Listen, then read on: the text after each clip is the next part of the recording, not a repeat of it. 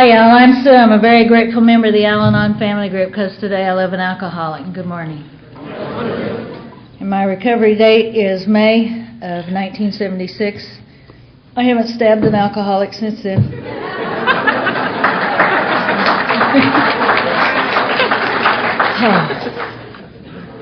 Thank you, Dennis. Dennis made his Al-Anon jokes last night.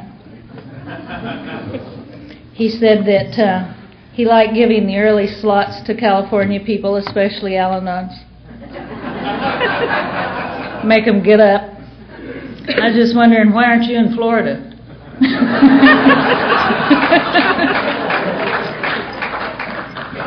I think we have the solution for that whole thing. Why don't they just pull a name out of the hat? That's what we end up doing. Oh.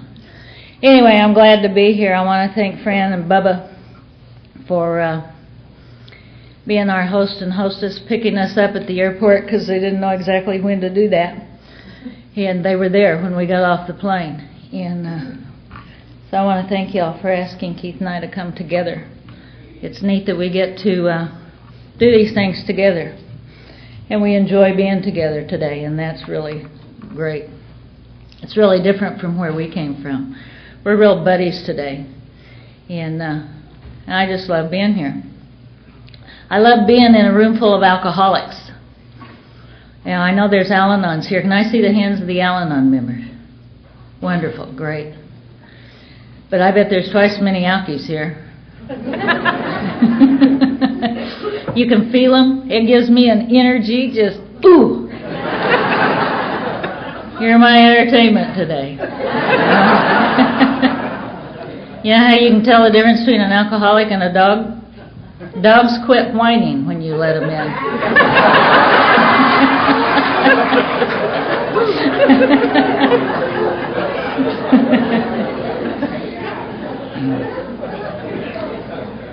It is so funny. Our daughter and our granddaughter just arrived Wednesday from Italy. Our granddaughter's 22 months old. And we get to see them once a year. And they come at Christmas time. Simone's always come at Christmas time. She's lived in Italy for 17 years. And our granddaughter's 22 months old. And Nicole, our granddaughter, this time, everywhere Keith goes, she just follows him everywhere. Now, I just smother the heck out of her. And I think she just takes me for granted. But this time, her and Keith have just, the last time they were here, her and I bonded. And really great. It was wonderful. She just loved the hell out of me, all over me. And this time she's following Keith all over. And she speaks Italian and a little bit of English. And so we're having to learn some Italian.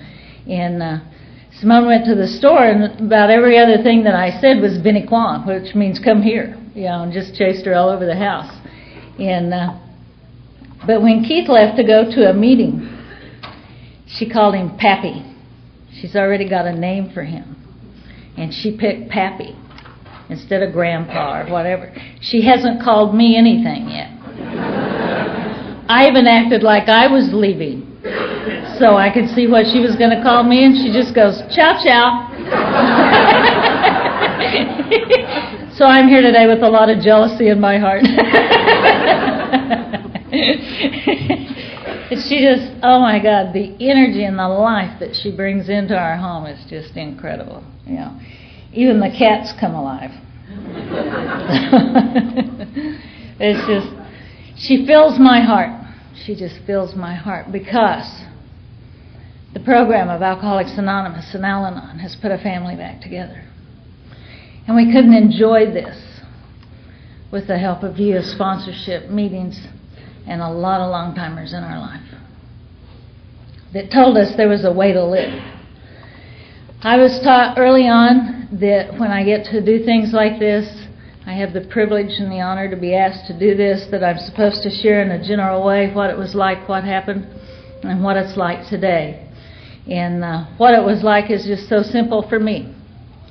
It was like this drunk goes into a bar. There was a little gal sitting in a bar, and this drunk comes walking in, and he puts a $100 bill on the bar, and he tells the bartender, he said, "I want a bottle of Jack Daniels, and don't let it go dry."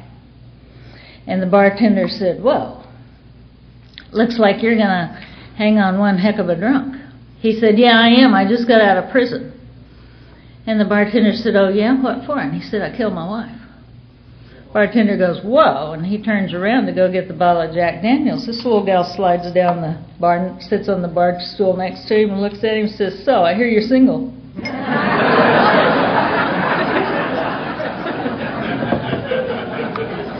And that's pretty much us. But I have a story that I've been dying to tell ever since I met Bubba.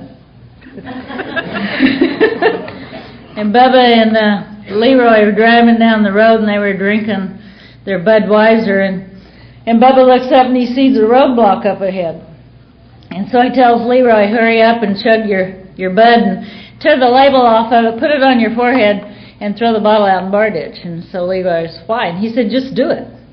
So Leroy did, and so Bubba does the same thing, and so they're sitting there with these Budweiser labels on their forehead, and they get up to the roadblock, and the cops walk up to him and said, so, I see you guys have been drinking your Budweisers today. And Bubba goes, oh, no, sir. He said, well, what's that on your forehead?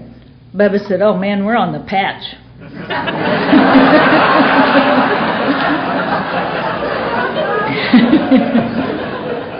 So, Bubba, that one's for you. I can't help myself. I just seem to be born this way. Things like that just remind me of stuff. And I just like to have fun. And I was raised in a home that people enjoyed each other. I was not raised in an alcoholic home. I don't know what happened to me. But when I first came to the meetings of Al-Anon, I looked around and I heard people say, once you're attracted to the alcoholic personality, you're always attracted to the alcoholic personality. And I thought, I never grew up with alcoholism. I've never been married before. Keith's my first and current husband. And, what's a lady like me doing in a place like this? And I had to look at myself, and I looked at my character defects. And I know that growing up I had certain characteristics, and once I met the disease of alcoholism, it started turning them into character defects, and they just blossomed. Because you see, I grew up in a family that of 3 children. I had an older sister and a younger brother, and my dad worked in the oil fields. We moved all over Texas and the Oklahoma Panhandle and western Kansas. We lived in a trailer house. We followed the oil rigs all over, and everybody called me Oil Fields Rush. There was times that I went to 5, 6 schools in 1 year, and there was something inside of me that would listen to that stuff. And I started feeling less than, and always wanted to be just a hometown girl, and moving around like that, you never are, and you never feel like you fit or you belong anywhere. And when I was in junior high, my folks moved to a little town, Perryton, Texas, the Texas Panhandle, and they decided to settle down there. My older sister ran off and got married and started a family, and that left and my father, after a period of time, he passed away with cancer when he was 40 years old.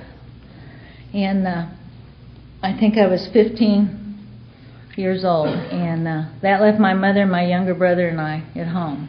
And after a period of time, my mom started dating, and I resented that because she was being disloyal to my father, and I started rebelling, and I ended up in an unwed mother's home in San Antonio, Texas. And I stayed there for a period of time, and I gave that child up for adoption. And I am so grateful that I did that, because at 16, no way was I ready, willing, or able to be a parent. And I heard something in there that I never heard again until I met you. And there was a counselor in there that told me, she said, Sue, God uses people to help other people. He's used you as an instrument to help some people have a child that they couldn't have. And I accepted that, and I went back home. And I got back home, and the kids I used to run with were boring and not fun anymore. And one night my mom said, you want to go with me? And I said, yeah. So I went with my mom, and she went to a honky-tonk.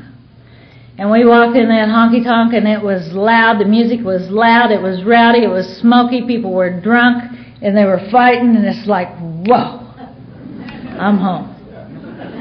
I loved it. And I stood in there, and I watched this cowboy move the room. And I'd never seen anybody do what he was doing before. And I thought it took a lot of courage to do what he was doing. He was starting fights.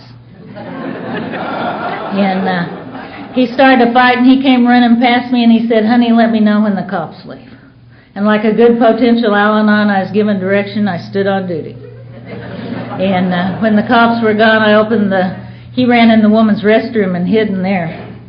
And so I stood there, and I opened the door after they were gone, and I said, "You can come out now, cowboy." And he came out, and he asked me for the last dance. Usually the last dance was a slow dance where you can rub up against each other and get ready to go home. And this was a fast dance, and it just kept getting faster and faster and faster, and we never missed a lick, and I loved it. And I look back at that, and what I know today is that he got me downtown in the fast lane right now. He did for me what nothing else had ever done for me, and I loved it. He called me the next day, and he said, "Would you like to go out?" And I said, "Sure." And my mom said, "No, you're not going with him." Excuse me, I'll take my shoes off. My mom said, "You're not going with him. He's in trouble all the time. He's been married before, and he's older than you." And I said, "I don't care." So he came to pick me up that night. We go outside, and there's no car.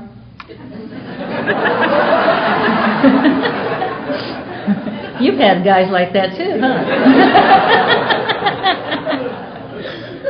I said, "Now wait a minute, guys come pick me up in cars." He said, "No, you don't understand."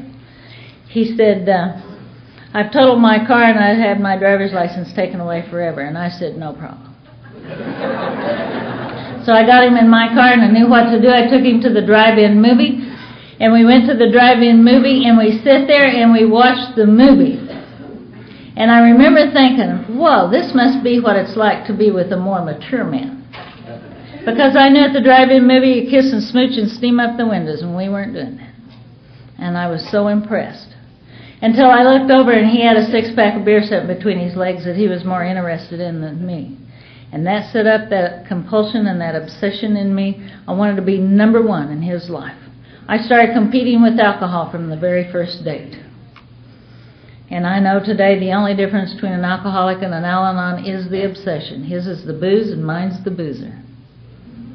And we started dating, and we used to go up to across the Oklahoma Panhandle into Kansas and party up there at the Shangri-La and Rosie's and all those neat Quonset buildings, you know.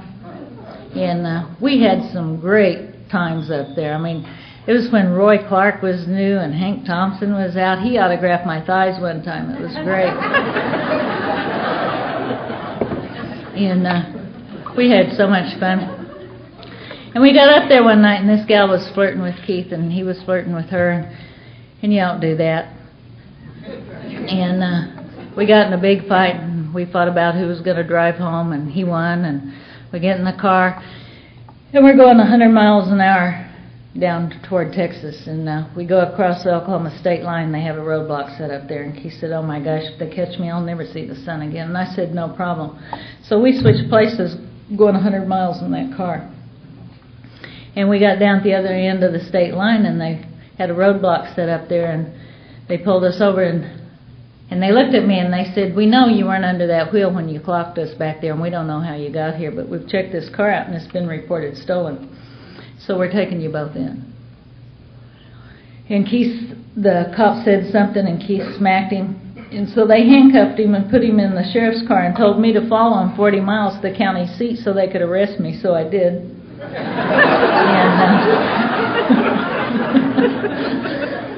And we get there, and they're fingerprinting and booking us. And they said, "You can make one phone call." And Keith said, "I want to speak to the district attorney." And gosh, I am so impressed. This man goes straight to the top.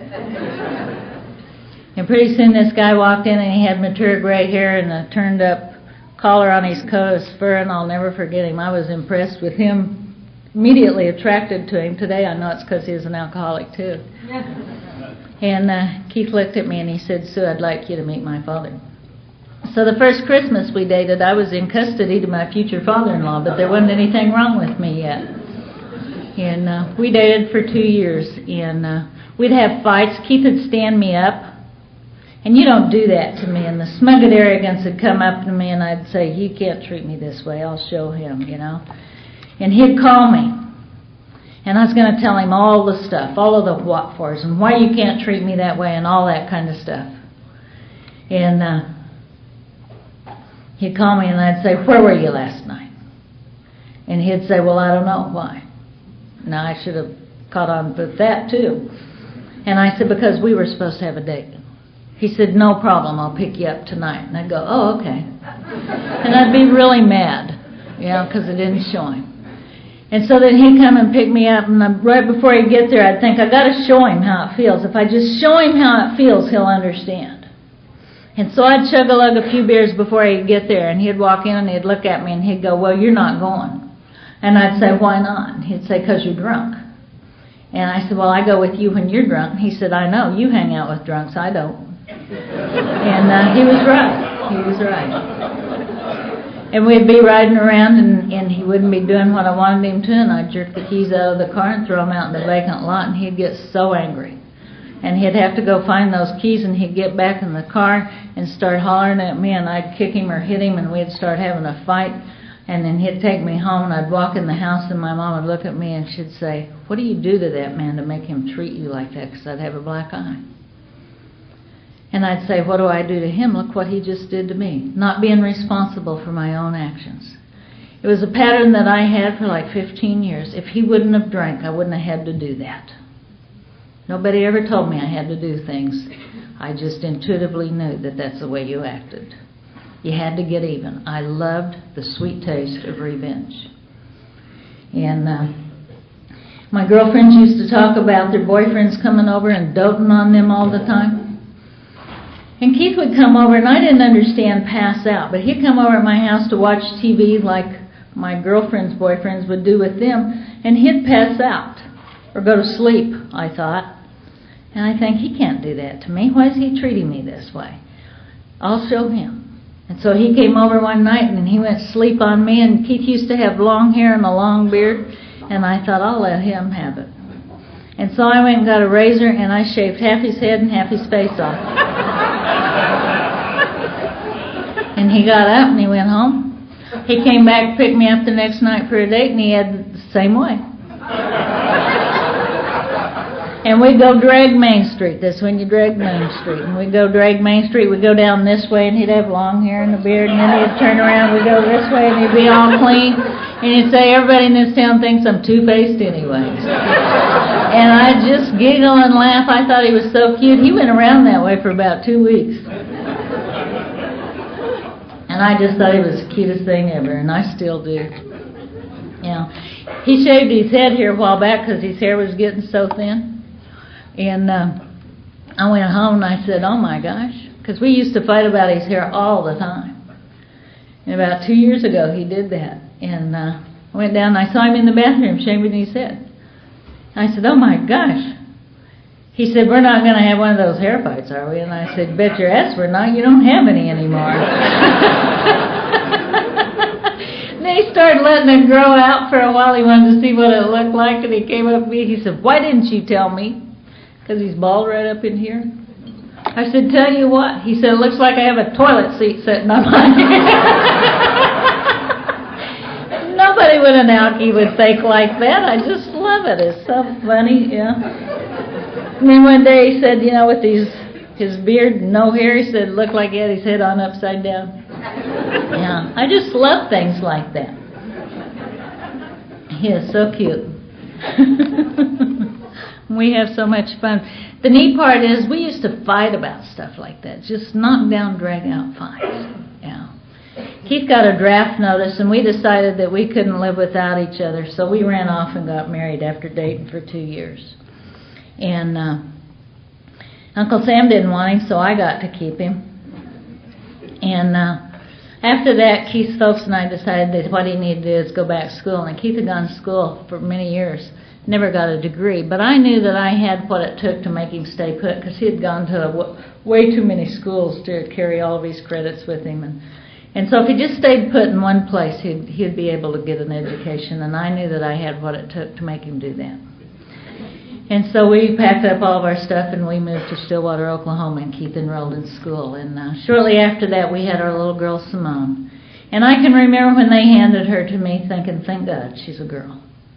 Because Keith was a drunk and his granddad was drunk, or his dad was, and his granddad was the town drunk. And I knew if we had a boy that he would carry on the family tradition. I didn't know that alcoholism is a family disease. I didn't know that it affects everybody in the family, that everybody gets insane, and you don't even have to drink alcohol to get there. It is a family disease. Alcoholism doesn't care what sex, color, race, or creed you are. It takes you to the gates of insanity and hell. And our family went there. I know the difference today between religion and spirituality. Religion is for people that are afraid to go to hell, and spirituality is for those of us who have already been there. And we have all lived in hell. It's been here right on earth. And I am so grateful because of this program and the 12 steps and sponsorship, strong sponsorship. And to say, get into action. Take the actions and get busy, and you'll get better. Work with others. Once we get this thing, we have to work with others. But the disease of alcoholism is so selfish and so self-centered. And it thinks that we're the only ones. I thought that I was the only one that lived that way. I was so grateful when I got to this program to find out there was people that understood, that knew me without me even telling you what was wrong with me. The minute I walked in the door, you knew what was wrong with me. I was talking to a newcomer the other night, and she lives in a house with some other single Al-Anons.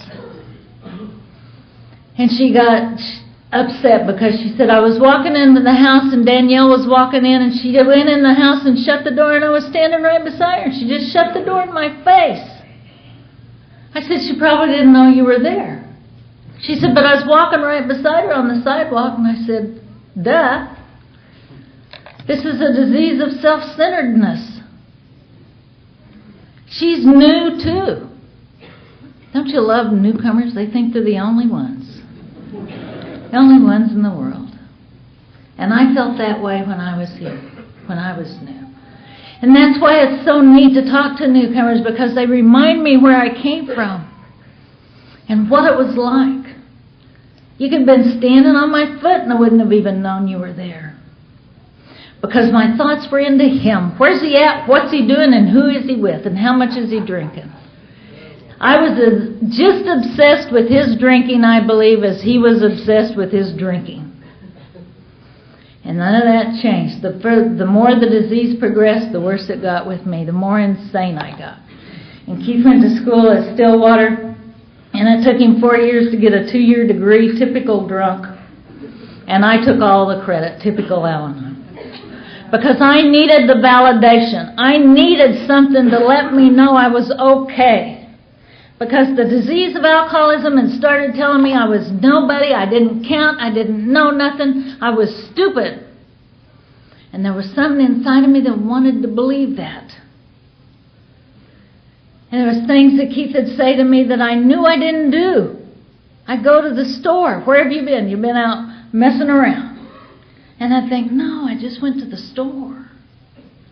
And I'd question myself.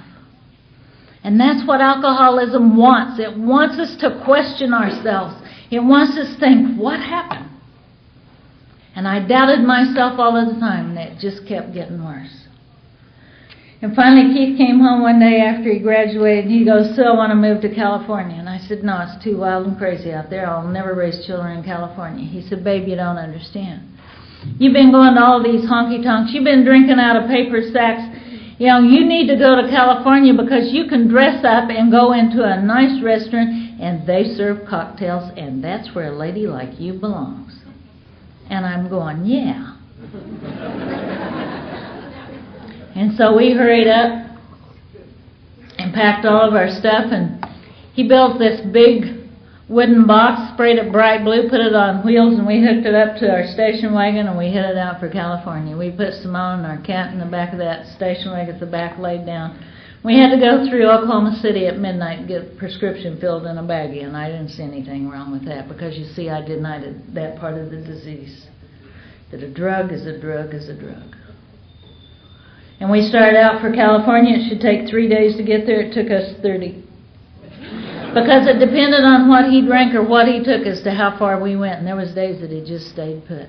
And I can remember waking up in the mornings and looking at Keith to see how I was supposed to feel and how Simone was supposed to act. Because if Daddy doesn't feel good, you don't do nothing to upset him. You got to be cool. And we get in that car and we go down the road, and our dog got so crazy. He'd stand behind the driver's seat and wait for big trucks and chase them to the back of the station wagon. And he'd hit his head on the back of the window of the station wagon. It'd be on the cat, and they'd have a dog and cat fight. They'd be on top of Simone, and she'd be crying. I'd turn around, and I'd start whacking and bitching, and Keith would start drinking. And we did that one day at a time for 30 days. And we got to California. As soon as we crossed the state line, Keith got arrested. Because he had knocked the mirror off of the right side of the car. And we'd never been on freeways before. And so I had to hang out the window on the right side of the car to see if any trucks or cars were coming so he could switch lanes. And when the highway patrol pulled us over and stopped us, they said, we don't have human rear view mirrors in California. And so we found this house and we settled down, and Keith was never going to, go off and work in the oil fields again, and he didn't. And it'd leave me and Simone at home. And I'd be standing at the window waiting for him to come home when he's going to get here. And Simone would say, Mommy, what are you doing? And I'd say, get away from me. I'm busy. I'm busy. I was totally in my obsession. Don't interrupt my obsession. I'm thinking about him. And she'd say, Mommy, help me with my homework. And I'd say, get away from me. Or I'd be vacuuming, and I'd say, when he gets home, I'm going to say this, and he'll say that, and and Simone would walk up to me, and she'd go, Mommy, who are you talking to? And I'd say, get away from me, leave me alone. And then Keith would walk in, and I'd be right in his face. Where have you been? What have you been doing? Blah, blah, blah, blah, blah, blah, blah, and the finger would just be gone. He'd say, Sue, get out of my face. And I'd take one step closer, and he'd say, Sue, if you don't get out of my face, I'm going to hit you. And I'd take one step closer, and the finger would just be gone, and he'd hit me, and the knockdown, drag-out fight was on. And he had me on the bed one night, and he was just choking the living tar out of me. And I thought, oh my God, if he doesn't let go of me, I'm going to die. I'm just absolutely going to die. And I looked up at him, and he's looking down at me with all the intensity he has. And it dawns on me, he's not thinking about nothing but me. I have 100% of his attention. I am number one in his life. And so I started those kind of situations a lot, because that was the only time I was number one in his life. And we'd have those fights, and he'd walk away. He'd be done, and I'd have that rage inside of me. And what do you do? I didn't know what to do with it. And I'd turn around, and Simone would be standing there, and I'd take the rest of it out on Simone. And I remember one time I was banging her head against the wall, and she looked at me and said, Mommy, I know why you're doing this. You're showing Daddy you can act just like him. And I thought, how does she know that? I didn't know that. And Keith came home one night, and he said, Baby, you want to go out to dinner? And I said, oh, you bet. Because, you see, I wanted to be a lady. I was losing the ability to be a mother, be a good parent, and to be a lady, and I wanted something to help me be a lady. And I wanted to be somebody, because the disease and the alcoholic was always telling me I wasn't. And I needed something to validate me. And I needed all of that stuff. And so he said, you want to go out to dinner? And I thought, yeah, because you see, that's where a lady goes. And I wanted to be a lady. So we hurried up, and we all got all dressed up, and we drive up in front of this restaurant, and it's a beautiful brick building. It has cocktails on a neon sign on the front of the building. It doesn't have roses painted on the window or Shangri-La on a board above the door. It's not a Quonset building. It's great. People are dressed up, and they're in there, and they look nice. And this guy waits on us, and he takes us and he seats us like real people. And it's like, yeah, if we can do these kind of things, we'll be okay. We'll be like everybody else. The illusion is that we return to normal. And I wanted to be normal. God, I'm so grateful I'm not today. Most of the normal people I know don't even have a clue what their character defects are. And they don't want me to tell about it either.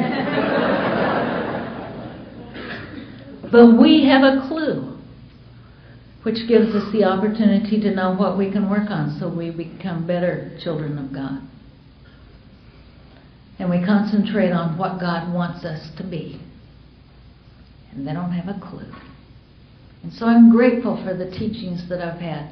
Today I can say that I'm grateful that I've been where I've been and I have what I have, because if I didn't have any of that, I wouldn't have you. And when I didn't have what I have today, I didn't have a God in my life. And I found you and I found God. And I am so grateful for that. And we sat in that restaurant and we looked around, and the guy came over and he said, "Would you like a cocktail with your dinner?" And so, yeah, because you can't get drunk if somebody else is mixing it. And they brought us our cocktails and set them down, and I'll never forget it. We ordered Simone a Shirley Temple. We didn't leave her out at all. And Keith picked up his and he said, "Babe, let's toast to the good life." And God, it was heaven. We sat there and we toasted to the good life, and it was wonderful. And I loved it. And then I started counting, and he had 10 to my 1. I knew exactly how many he had. And I'd watch those people in the room, and they were classy people. And they had long stem crystal glasses. And God, growing up in a trailer house and being oil field trash, you don't have fine china like that. You don't have that kind of stuff. And they were sitting there, and it had this sparkly stuff in it, and they were swishing it, and they were sniffing it. I didn't know what they was doing, but if I could do that, if I could have that, I'd be okay. Because I was always comparing my insides with your outsides. If I could just feel the way you looked, I'd be okay. I had to come to you to find out that happiness is an inside job. And I was comparing myself with all of your outsides. And I wanted to be a lady, and I wanted to be a classy lady, and I wanted that. And so the waiter came over to take our order, and he said, "Would you like wine with your dinner?" And I said, "You bet." And so I went off, and he came back, and he set those glasses, those long stem crystal glasses, down in front of us. It was like, oh my gosh. And he poured Keith just a little bit and asked him if it was okay. I said, "What do you mean, is it okay? You drink stuff in Oklahoma, they had things floating in it. Pour mine." And he poured mine. And I sat there in all my smug and arrogance, and I swished it. And I sniffed it. And I was wonderful until I look across the table at Keith, and he's drinking out of the carafe. And I just yelled at him, "What are you doing?" He said, "I'm drinking. What's it look like I'm doing?" Simone says, "Not here," and she slides under the table. And I holler at the waiter, "Come here, come over here, bring us our food now." And he walks over to the table and he looks at me, and I don't ever want to forget it. I am the non-alcoholic. He looks at me and he said, "I'm sorry, you are not eating here." And I said, "And why not?" He said, "Because you don't know how to act." Whoa. I don't know how to act. And I am so ashamed. And I am so embarrassed. And they're escorting us out. And we can't ever come back because Keith's talking to everybody in sign language. And we get home, and I get right in his face. And he said, "Sue, get out of my face." And I take one step closer, and he says, "If you don't get out of my face, I'm going to hit you." And I take one step closer, and the knockdown, drag-out fight's on one more time. And that is the only way I can get his attention. Keith and I had a fight one night, and he left. And that wasn't a pattern. He usually came back, and I'm laying there in bed, and I'm saying, "God, please let him die out there. God, please kill him in a car wreck. Don't let anybody else get hurt, but please kill him." And then I'm thinking, oh my gosh, what's happening to me? What's happening to me? This is a man I'm supposed to love. And I lay down and I cry myself to sleep. And I wake up the next morning and he's still not there. And I'm more angry than I was the night before. So I go in and I get Simone. I said, "Okay, Simone, come on, we're going to go find your dad." I didn't have a clue where I was going to find him out there, but I thought, we'll start this after-hours club down in Orange, which is about 12 miles from where we live. And I'll start out there and I'll go from there. And so we go down there, and we get about 2 blocks from there, and I look over, and Keith's pickup's parked by this house over on the side street. And I look at this house, and it's got motorcycles all over the lawn. And by then, Keith had become a biker, and I was most afraid of that image. It was the meanest. And I thought, damn him. He's in that house with those Hells Angels, and he's drinking, and he's shooting up, and I'll show him. I will get even, because I love the sweet taste of revenge. And so I got the keys to his pickup out of my purse, and I got in his pickup, and I drove that pickup 2 blocks from that house. And then I walked back to my car, and I drove my car 2 blocks in front of that pickup. Then I walked back to the pickup, and I drove my pickup 2 blocks in front of that car.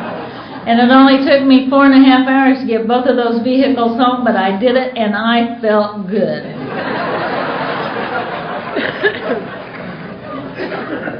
And I wasn't a bad mother either. I didn't leave Simone unattended in either one of those vehicles. I made her walk every step of the way with me. And God, I felt so good. And we was home for a little bit, and the phone rings, and it's Keith. And he said, Sue, come and get me. And in all my smug and arrogance, I said, you have one of your buddies bring you home. He said, buddies, what are you talking about? He said, I'm in jail. I said, jail? You can't go to jail unless I put you in jail. Because every time we'd have one of those fights, the cops were at our house. Either I'd call them, Simone would call them, or the neighbors call them. And I was always putting him in jail, and then I'd go down and I'd bail him out with a hot check. And he'd gotten in jail by himself, and he couldn't do that. That was against the rules. And I'm saying, no, you don't go to jail by yourself. You know, why did you get in there by yourself? You can't go in there unless I put you in there, Simone, or the neighbors put you in there, you know. And he's going, whatever, Sue, just come and get me.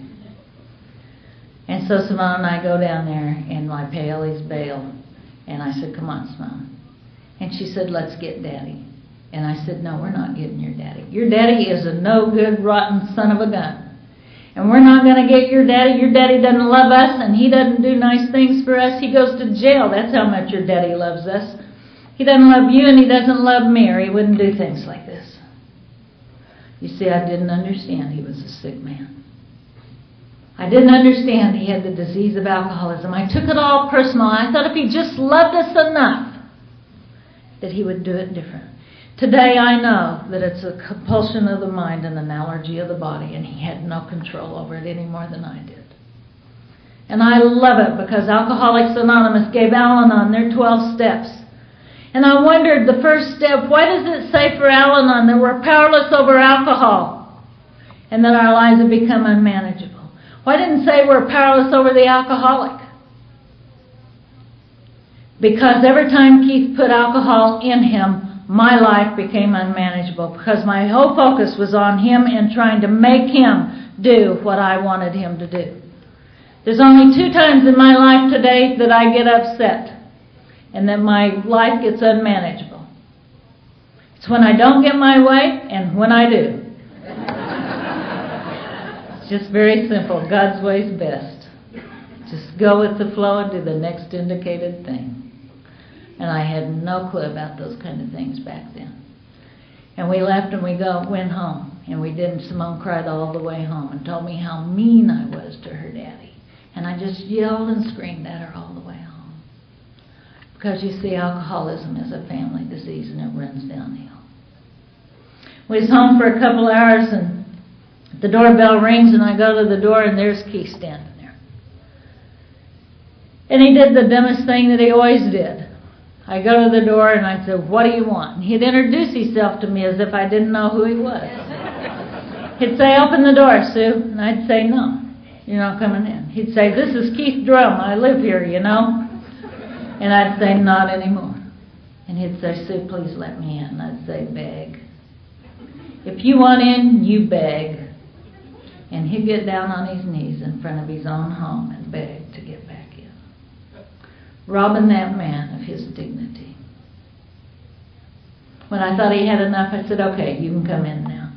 And he turned around and he looked out in the driveway and he said, oh, by the way, babe, thanks for bringing my pickup home. And I wanted to die because I hadn't done that to be nice or to help him. And Keith and I, being the people that we are when we'd have those fights, he always pulled a gun on me because he was a cowboy, and he always kept a gun in his boot, and he'd pull that gun on me, and I hated it because guns shoot things, and they hurt things you don't want them to shoot, like dogs and cats. And thank God not us, but for the grace of God. And it's like, you can't do that to me, I'll show you. And I picked up a butcher knife and I started fighting back with that butcher knife. And I'm not proud of all the things that I did. But I know who I am. And I don't ever want to forget. The Big Book of Alcoholics Anonymous talks about our past is our greatest asset. And I am so grateful that I was raised by the long-timers in this program that the only literature they had was the Big Book of Alcoholics Anonymous. Now, the Big Book of Alcoholics Anonymous is not conference-approved literature in Al-Anon, and I do not have a problem with that.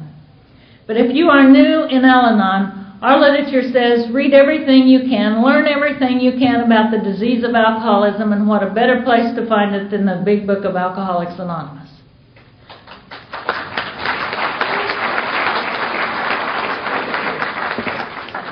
And I am so grateful for that book. Because it told me the patterns, why my husband acted the way he did. And I needed to know that when I got here. Alcoholism is an ugly disease, and we fought with that gun and that knife for many years. Keith had been gone one time, and he came home, and I was going to give him the what fors one more time. And he made almost a fatal mistake. He went in, he wouldn't have anything to do with me, and he went in and he laid down on the bed on his stomach. And you don't ignore me when I'm talking to you. And I took my butcher knife and I said, damn you. And I just started stabbing him all over his back as much as I could, saying, God, please help me do this. God, please help me do away with this. I thought it was the man. I didn't know it was the disease of alcoholism that I was trying to get rid of. And I was just stabbing him all over his back. And it started, his t-shirt started turning red. And I'm going, oh my God. What is wrong with me? And I laid down and I started crying. I cried myself to sleep one more time. Next morning I get up and Keith wakes up and he goes, my God, something's wrong with my back. And I said, well, let me see. Because you can't tell me. And he turned around and I peeled his t-shirt up and I said, you've been drinking all that rock gut whiskey, you've broken out with acne of the back. I said, but I'll fix it. Just a minute, honey. I'll go get the rubbing alcohol. God, it was music to my ears. And Keith and I had a fight, and I fell down on the floor, and I got the whole side of my face kicked in, and I looked horrible. And I went to work, and people at work would say, does your husband beat you? And I'd say, no, if he ever laid a hand on me, I'd leave him. Because, you see, I had to live in that denial. Because if I said yes, I'd have to do something about it, and I had no answers. And I was always going to leave Keith. I was always going to divorce him. And so at noon, I went across the hall to the lawyer. And he looked at me and he said, oh my gosh, what happened to you, Sue? And for the first time, I said, Keith and I had a fight. He said, do you fight like this all the time? And I said, no, only when he drinks. He said, do you think he's an alcoholic? And I said, I don't know what one is. He said, it's somebody that can't stop drinking. And I said, then he must be one, because he can't stop. I've poured out booze, I've busted bottles, I filled bottles up with water. He got drunk on water a lot. And he said the magic words to me. If you love him, why don't you take him to Alcoholics Anonymous? And I said, what is that? And he said, that's a place where drunks go to stop drinking. And I said, great. I had an answer. So I went back to work, and I went home that night after work, and Keith was laying on the couch, and I went over to him, and I said, I went to a lawyer today, and he said, if I loved you, I'd take you to Alcoholics Anonymous. And he looked at me with all the sincerity he had. And he said, babe, I thought it would come to this, and I called a man in Alcoholics Anonymous today. And he told me that there's a meeting tonight just right down the street. And I said, great, we'll go. You see, I believed. I wanted to believe every time there was a sober period, a problem had gone away. I didn't know that he had been to court that day and he was on a court card. I wanted to believe. Because I took it so personal. And so I asked him one time, said, meeting start? He said 8:30, and I said, good, we'll go. He said, well, we'll see. And so I hurried up and I fixed dinner because I quit cooking a long time ago because the food in our house ended up on the floor and the walls and the ceiling and everywhere else. But you're going to take them to some place like that, you got to be nice and cook. And so I cooked for him, and Simone and I were doing the dishes, and I kept watching the clock, and at 8 o'clock I went and got my butcher knife. And because I kept it stuck between the mattress on my side of the bed or under my pillow all the time. He kept his .45 loaded on the nightstand. We slept like that for 13 years, and they weren't for people outside of that house. And so I went in and I got my butcher knife, and I came back to him on the sofa, and I jabbed him, and I said, get up, we're going to that Alcoholics Anonymous meeting. He said, I don't think so. And I said, I do, and I jabbed him again. And so he got up, and he went out, and he got in the car with me and showed. I said, now you tell me where that meeting's at. And he gave me directions, and I took him over at that meeting. It was in this church. It had an AA sign out in the front. And I said, what time's this meeting over? He said, 10.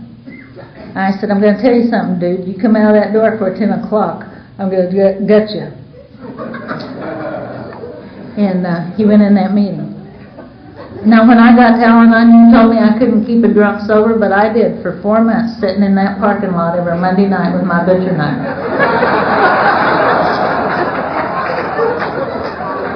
And when I thought he had it down pat, I let him go by himself. And he didn't learn a thing. Alcoholics Anonymous did not work. And the sad part about that is there was an Al-Anon meeting there at the exact same time.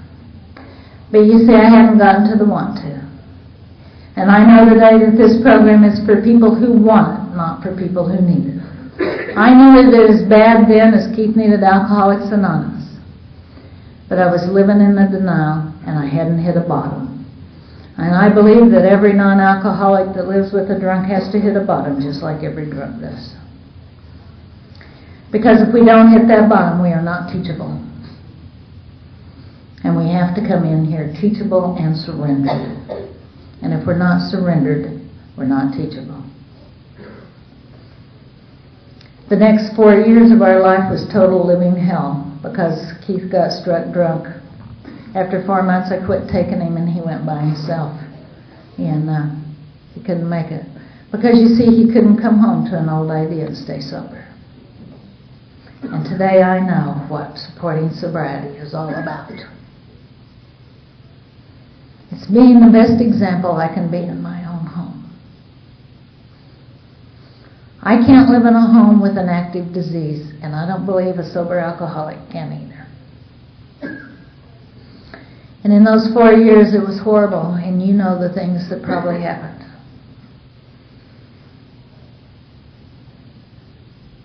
I remember one night Keith was sitting in a chair, and Simone had brought home a little stray dog. And she's sitting, this little dog was like a Cocker Spaniel, all matted and everything. She was over there loving on this dog. And Keith jumped up and grabbed his gun and just screamed at her, you can't love anything more than you love me. And he shot that dog in our living room. Nobody cried. Because you see, if you cry, you're weak and you might be next. Because alcoholism is powerful. It is a powerful, ugly disease. And it wants us to die. That is its only solution for us, is death and insanity. And sometimes insanity would be the gift. The way I see people that come in and out of Alcoholics Anonymous dying and going insane, death would be a gift. We have a friend that had 18 years, and he's out there right now.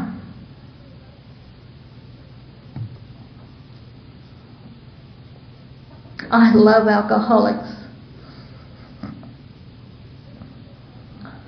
There was a newcomer that came in our group, and she went to Al-Anon for 3 months, and her husband did not get sober. And she told her sponsor, I don't need this anymore. It is not working.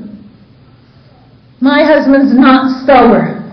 She didn't know that she came for herself and to be an example that one day sobriety might show up through her example. She wanted instant gratification, and I know what that's all about.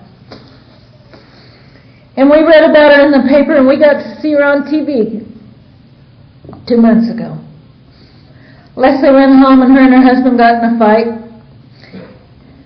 And she said she remembered she had to get out of the house. And she tried to avoid the fight. And she said the insanity and the rage set in and she didn't even know what she was doing.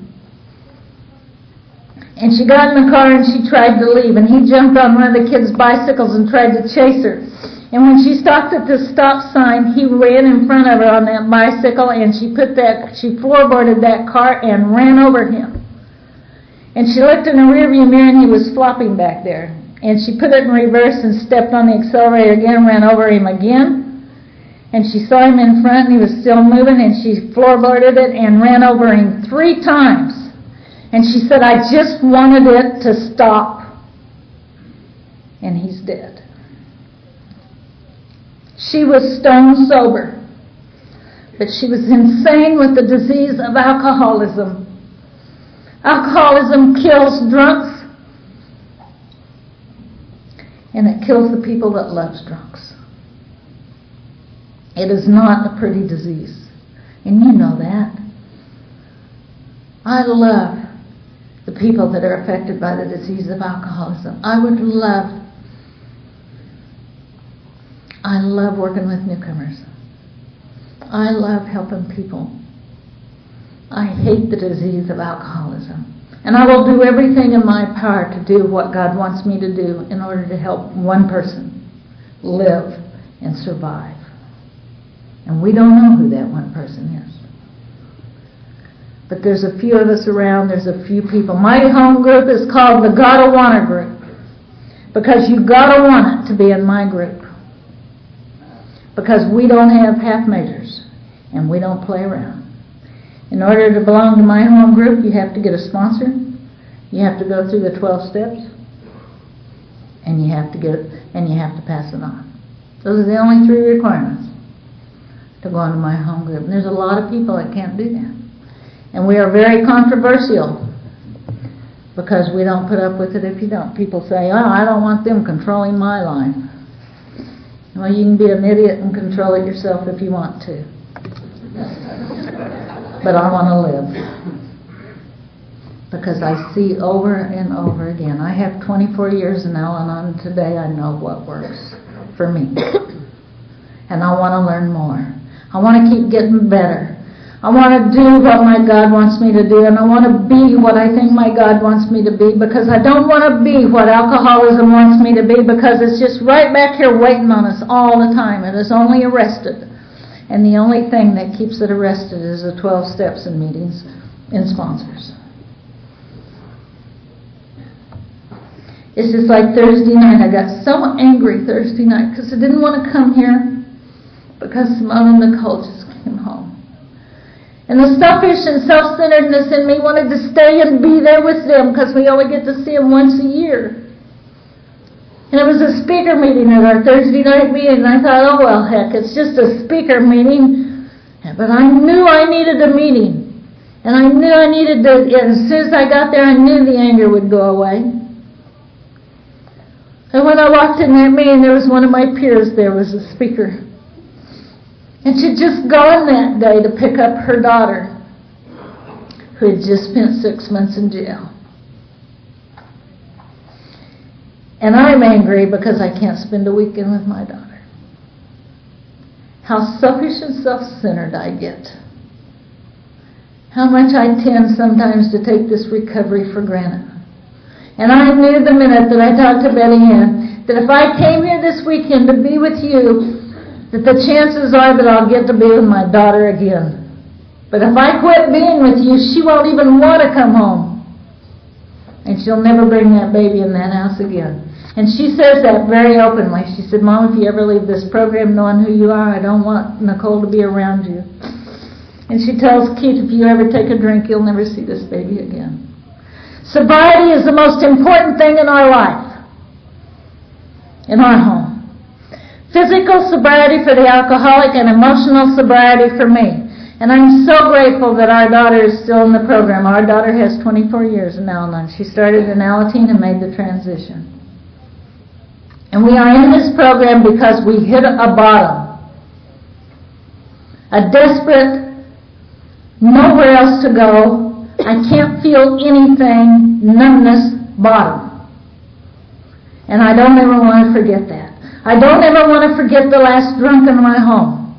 I remember looking at Keith, and he had Simone over in the corner doing all the things that he'd always done to her, and it's like I saw it for the very first time.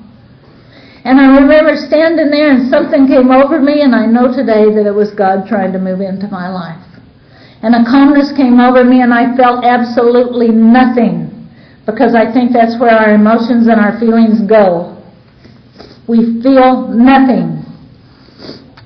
And I looked at Keith, and very calmly I said to him, Keith, I don't love you anymore. But I don't hate you either. And if you got to be a skid row bum, because that's what I thought happened to drunks, and that's what you got to do, but we ain't going to go any further with you. And I didn't take out my knife, and I didn't yell and cuss and holler at him. And Simone and I very quietly got some things together, and we left that house for the very last time, and I am so grateful. I don't remember what happened in those next 4 days. But I remember on the 4th day, Simone was begging to go back home. And she said, Mommy, I got to go home. I got to get some things for school. And I remember sitting there just rocking in a fetal position in a corner, and Simone was patting me on the shoulder saying, it's going to be okay, Mommy. Can we please go home? The child was comforting the adult. And so I finally said, okay. And so we got in that car and we went home, and I pulled up in front of that house, and it was dark in there, and we were afraid. We didn't want to go in there. We didn't know what we were going to find. And we walked in that house, and we looked around. We couldn't find Keith, and we kept going from room to room, and we finally went back in the big bedroom, and we found him there face down on the bedroom floor, and we thought he was dead, so we kicked him. And he turned over and he looked at me and he said, Sue, please help. And I know this is when God moved into my life, because he gave me the power to say the one word that we can't say to those of you that we love so much that drink. One word. So powerful. No. No, I can't help you. If you want help, you help yourself. Never in the 15 years that I've been with Keith Drum could I ever say those words to him. And God gave me the courage and the power to carry it out that night. And Keith got up off of that floor and he made some phone calls for himself, thank God. And it seemed like forever, and we fought with a gun and a knife one more time because that's who we are. And the doorbell finally rang, and I went to the door, and there's a little gray-headed, shriveled-up man standing there, and I'm thinking, geez, why don't they send the big ones on these trips?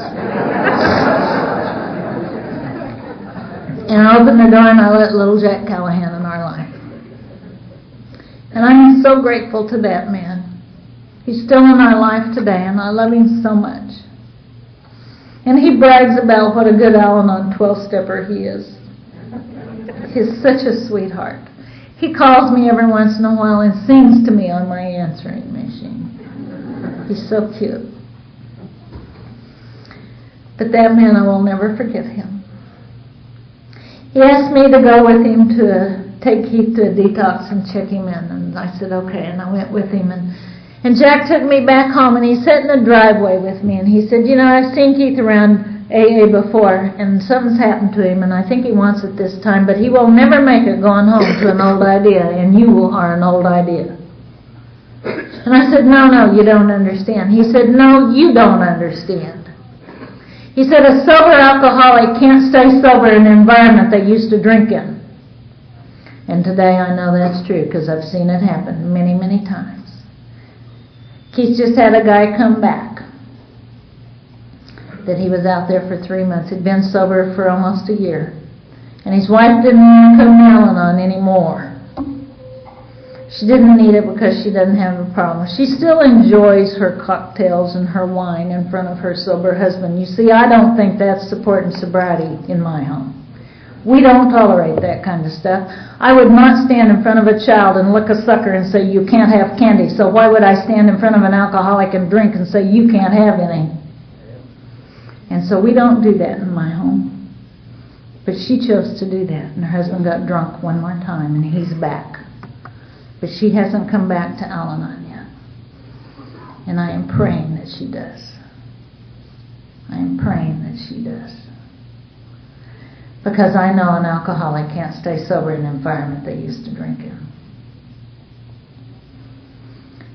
And so Jack told me I needed to go to Al-Anon. And he went in and he told Simone, if you love your daddy, the only way you can help your daddy is go to a program called Alateen. It was so neat to see those two little Alateens up here today reading. And they did such a great job. Our children are affected by the disease of alcoholism. They need recovery. Why would we come here and give something so wonderful for ourselves and deny our children? We made Simone go to Alateen. She did not want to go. And we made her go. Because everybody in the house has to be working on recovery. You have to have a program in order to live in our home. We don't care what kind it is, you just got to have one. There was times she wouldn't have a sponsor. And she would get grounded until she got a sponsor. We used to ground her before the program all the time for things that meant nothing. And she'd get a sponsor and she'd be fine. And I remember the day that I knew that she'd picked up this program and she was applying it to her life. Because Simone's bedroom always looked like hell. Had stuff scattered all over it. And I'd go in her bedroom and I would just rag on her. And my sponsor would say, don't go in there if it makes you like that. It's like, ooh, how simple. You know? And I remember one time Simone saying, Mom, you get mad at me in my bedroom, but you're not mad at me down here in the kitchen. You know, what are you doing? And I said, I have to be focused where the problem is, and I can't take it everywhere else. And she said, oh my goodness. And then one day I went in her bedroom and I was yelling at her because everything was scattered everywhere, clothes were all over. And she looked at me and stood up very tall. When Simone got here, her hair was in her face and her chin was on her chest, and she'd talk to people up through her hair and her eyebrows. But after she went to Alateen, she started standing up straight and her hair came back. And that day in her bedroom, she stood up very tall and very straight and looked at me and said, Mom, I wouldn't talk to me like that if I was you. I said, oh yeah? And why not? She said, because you're going to feel real bad when you got to do a 10th step with me. Whoa, she's getting it. She's getting it, you know? And she'd say things to me like, Mom, up your attitude. And I'd say, where'd you hear that? And she'd go, in Alateen. I'd go, oh, okay. Yeah. And she grew up and she made the transition into Al-Anon, and she's still in Al-Anon. And 17 years ago she moved to Italy, and Alateen gave her the courage to follow a dream when she wanted to be a model, and she became a model, very successful. She went to the Orient, and then after that she stayed home for a couple of years, and she said, I want to go to Italy, I want to go to Milan, the fashion capital of the world. I just want to know if I can do it. And Keith said, great, if you want to know if you can do it, then you have to work and save your money. We're not going to support it financially anymore. You'll never know that you can do it. And so she said, okay. And she had a sponsor, and her sponsor told her, great. You know, and Simone was working, and she was modeling part-time. And she came home one day, and she said, Dad, my sponsor says I got to pay rent. And Keith said, that's not necessary, Simone. You need to save your money for your trip. She said, I know, but it's sponsor directed. And in our home, there's 3 words that are so important. In the very beginning and still today, my sponsor says. Nobody debates with that in our home. And so Keith said, okay. And so Simone wrote Keith a check for rent. 3 days later, he came to me. He said, you know that check that Simone wrote me for rent? And I said, yeah. He said, well, it bounced. I said, well, we taught her well, didn't we? But she stayed over there in Italy and did very well. She's a rent model. And even since she's had Nicole, they've wanted her to come back. And she wants to be a mom right now, and her husband wants her to be. Her husband loves her very much. He supports her program. He loves to see her working with young girls and giving this thing away. He said, you're at your best when you're with them. He's a wonderful man. We haven't found one thing wrong with him yet. They've been married 5 years. And what a neat person he is. And he lets her bring Nicole over here at Christmas time. What a gift he could give us. Not a better one. But Simone has worked her program over there the best of her ability. She has translated all kinds of literature over there, AA and Al-Anon. She's started conventions like this because they didn't have them. She's helped start women's conventions. She helped start speaker meetings and taping because they didn't have tapes. They were jealous of her because she had tapes. And so she said, well, let's have someone come and tell their story and we'll tape it. And so now they have tapes going over there. And she's literally a pioneer. Al-Anon is 4 years old over there when she got there. And I'm so proud of her. And I love her so much. And it's so funny, the other day when Nicole was following Keith around and saying, Pappy, Pappy. And I said, I can't believe how she's taken to him. And she goes, duh, Mom, we've gone to Al-Anon for 24 years because he does that to us.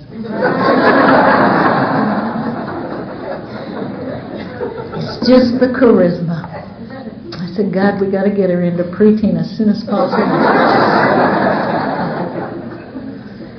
But the dream that I have in my life and the hope for recovery that I have in my life, because Fabio, her father, doesn't drink at all and he doesn't see it necessary. He doesn't use anything. He's a wonderful man. We haven't found nothing wrong with him. And he just supports Simone in everything she does. And I got to go over there when Nicole was born, and I remember standing in Simone's home saying, my gosh, and I listened. There was no screaming and yelling going on. I looked around her home, there was no holes in her walls. There was no bruise anywhere. And I remember standing there thinking, my God, what if the chain of alcoholism has been broken in our family? What if, oh God, please. Isn't that what we all pray for? And you know, it doesn't happen because we work on our marriage, we work on our family relationships. It doesn't happen because of that. That is not the answer. My sponsor told me when I came in here, do not work on your marriage. Work on your relationship with God and everything else will be fine. And you know what? She hasn't lied to me since then either. Everything that sponsor that I thought knew nothing has said to me has all been true.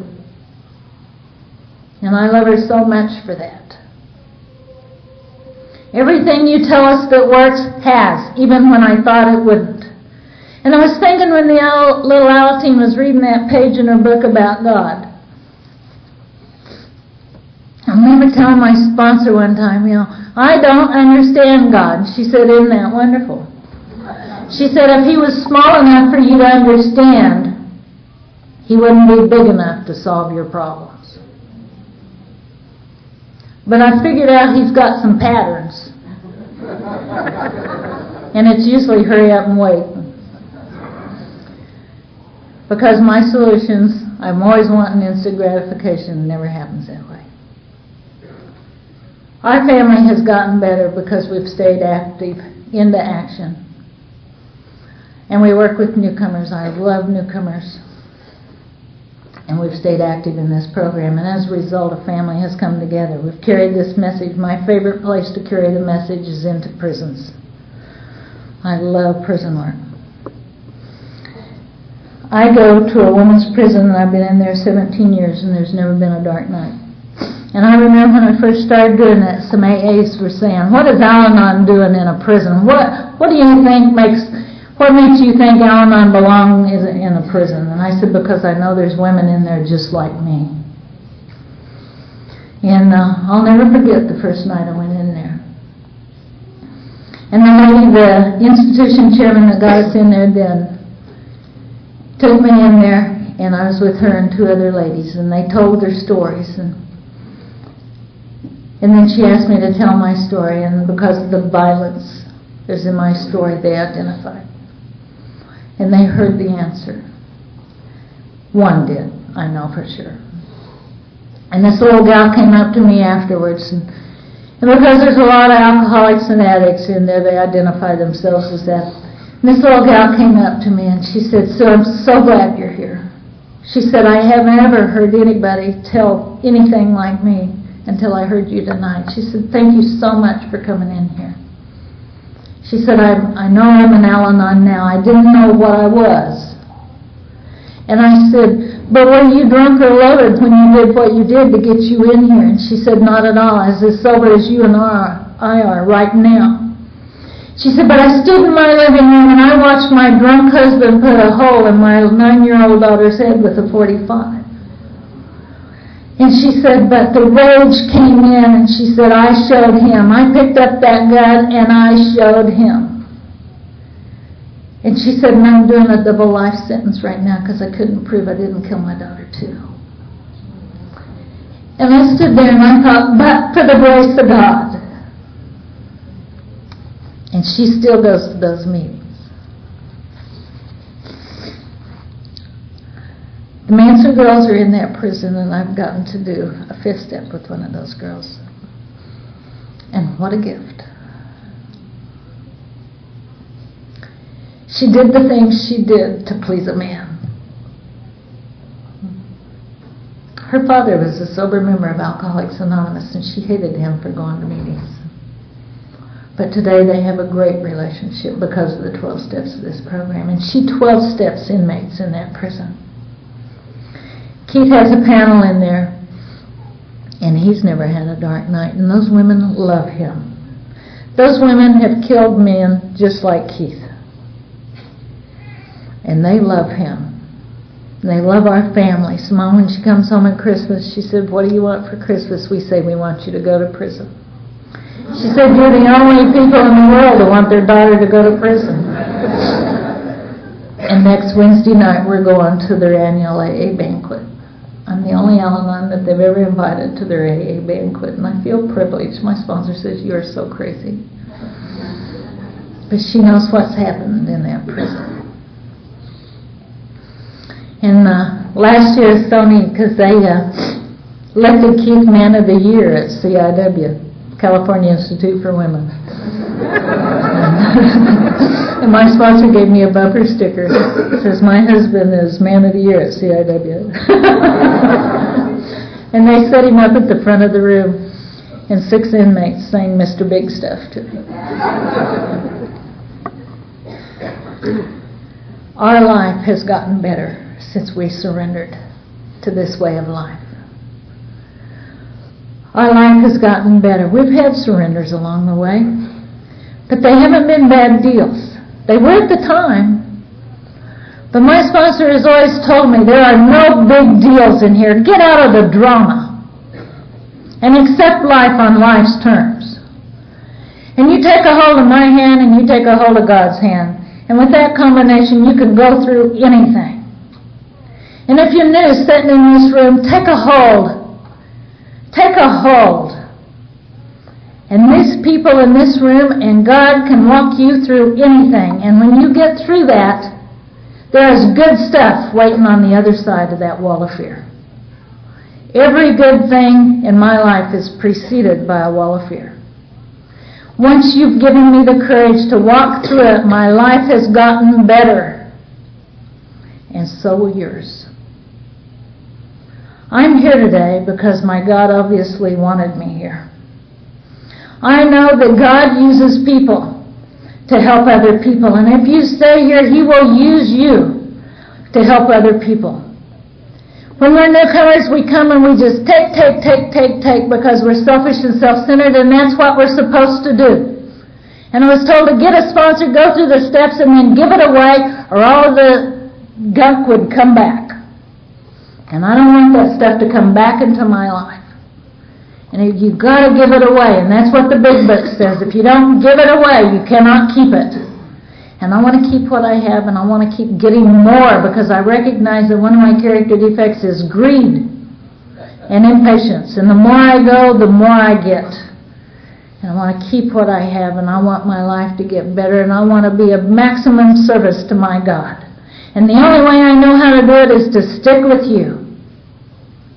I am so grateful that I get to come together with people like you, because we're all here because we're not all there. Isn't that great? And we identify. And it's the language of the heart that works. And the only way I know how to explain my life to you is through a story. Because I know that God gave me you so I could find Him. And it's a story about a little boy laying in his room one night, and there was a thunder and lightning storm going on, and he was in there and he was afraid. And he got scared, and he ran in and he got in bed with his mom and dad.